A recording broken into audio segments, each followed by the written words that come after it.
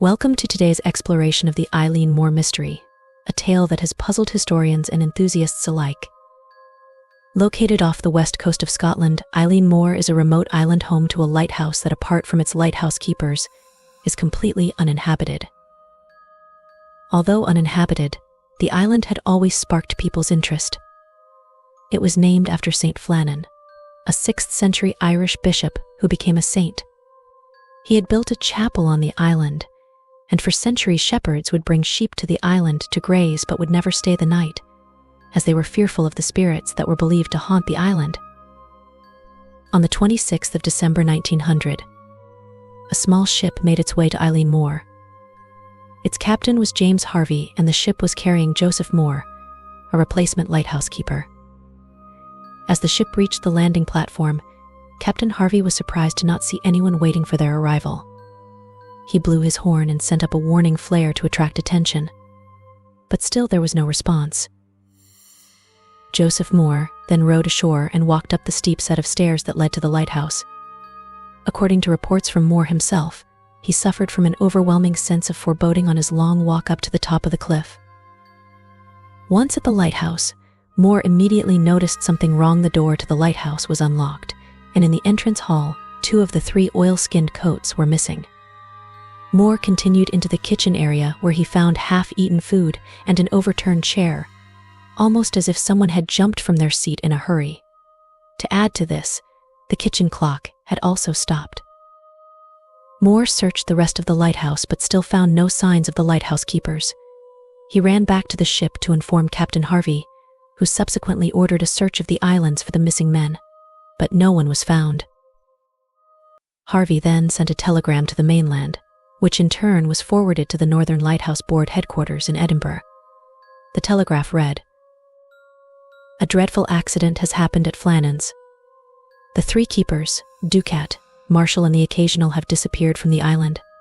The clocks were stopped, and other signs indicated that the accident must have happened about a week ago. Poor fellows, they must have been blown over the cliffs or drowned trying to secure a crane or something like that." After this, Robert Muirhead, the board's superintendent, who both recruited and knew all 3 men personally, departed for the island to investigate the disappearances.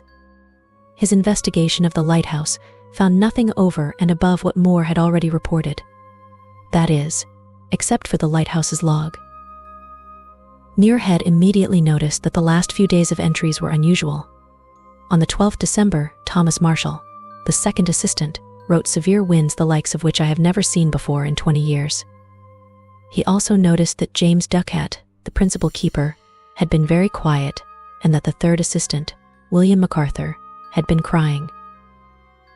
What is strange about the final remark was that William MacArthur was a seasoned mariner and was known as a tough brawler. Why would he be crying about a storm? Log entries on the 13th December stated that the storm was still raging and that all 3 men had been praying. But why would 3 experienced lighthouse keepers, safely situated on a brand new lighthouse that was 150 feet above sea level, be worried? They should have been perfectly safe. Even more peculiar is that there were no reported storms in the area on the 12th, 13th, and 14th of December. In fact, the weather was calm, and the storms that were to batter the island didn't hit until December 17th. The final log entry was made on the 15th December.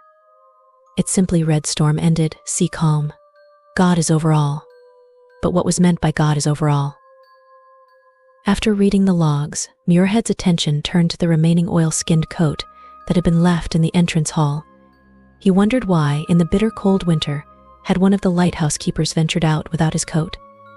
Furthermore, why had all 3 left their posts at the same time, when rules and regulations strictly prohibit it? Further clues were found by the landing platform. Here Muirhead noticed ropes strewn all over the rocks, ropes which were usually held in a brown crate 70 feet above the platform on a supply crane. He thought perhaps the crate had been dislodged and knocked down, and the lighthouse keepers were attempting to retrieve it when an unexpected wave came and washed them out to sea. This was the first and most likely theory, and as such Muirhead included it in his official report to the Northern Lighthouse Board. But this explanation still left some people in the Northern Lighthouse Board unconvinced.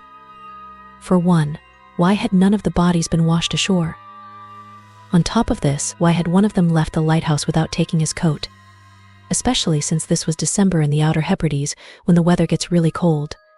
And most confusingly, how had 3 experienced lighthouse keepers been taken unaware by a wave? Although these were all good questions, the most persistent question was around the weather conditions at the time the seas should have been calm. They were sure of this as the lighthouse could be seen from the nearby Isle of Lewis, and any bad weather would have been reported. Over the following decades, subsequent lighthouse keepers at Eilean Mor have reported strange voices in the wind, calling out the names of the 3 dead men. So what could have happened to these men? Various theories have emerged over the years, ranging from natural disasters to more sinister explanations, such as foreign invaders capturing the men, or alien abductions. Whatever the reason for their disappearance, something or someone snatched those 3 men from the rock of Eilean Mor on that winter's day over 100 years ago. Today, the Eilean Mor Lighthouse stands as a monument to this unsolved mystery, attracting curious visitors and researchers. As we conclude this story, we invite you to share your thoughts and theories about what might have happened to the lighthouse keepers that day in the comments below. But that's it for today. I hope to see you again.